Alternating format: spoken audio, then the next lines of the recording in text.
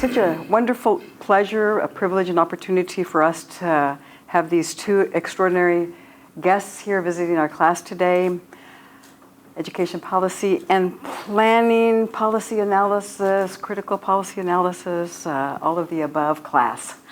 Y'all have been an amazing group of students to have had this year, and to me this is a treat. These outstanding leaders with us to talk about their leadership, but also their perspectives on what it means to come together, as you can see, as a community through Black-Brown dialogues on policy. Why is it important that we come together as Black and Brown humanity? And also, what are we wanting to accomplish in the immediate sense of the diversity, equity, and inclusion bills in the Texas State Legislature? So first I wanted to introduce to you to my partner in crime, my husband, Dr. Emilio Zamora, who's a professor in the history department. And I just learned today that he's the winner of a Lifetime Achievement Award for Diversity, Equity, and Inclusion. So congratulations, Dr. Zamora.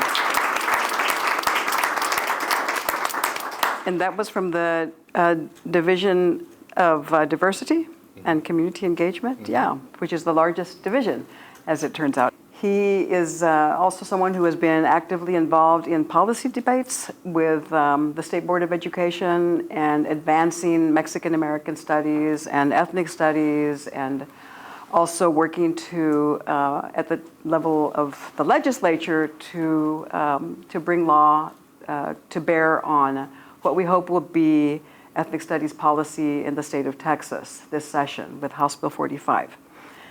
He can share more about himself if he wants, but I want to get the conversation going. And so President Gary Bledsoe of the NAACP, attorney extraordinaire, legendary leader in the state of Texas, who has been advocating for a long, long time now for the rights of African Americans and Mexican Americans and people like ourselves that represent a broad spectrum of humanity, right, of people who are not faring well under the current state system, that it's also legal. It's also the legal system, and he's been involved in a lot of legal fights in Texas. And last February, it was a low point, and so the students were pretty depressed, I would say, about the state of things. What we had thought would be a racial reckoning became a backlash, right, in the state of Texas. And so it was a very sad moment last February, a year ago, and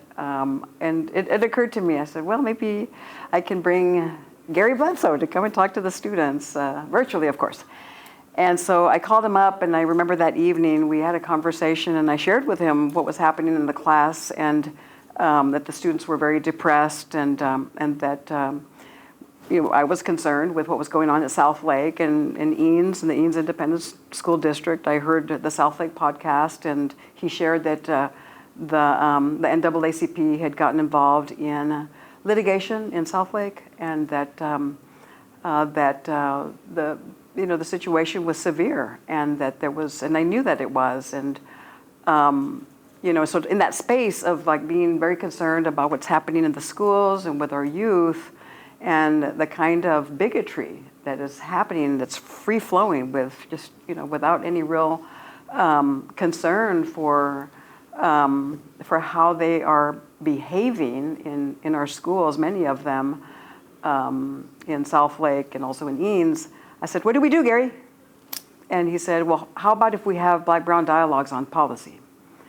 And so I wrote that down, and he did come and speak to my class, which was helpful, I think.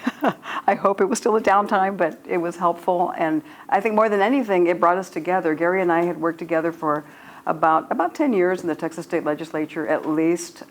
First, me as the Education Committee Chair for Texas LULAC, and him with the NAACP. And we've always worked together as NAACP and LULAC, and we just continued even after I was no longer the Education Committee Chair for Texas LULAC.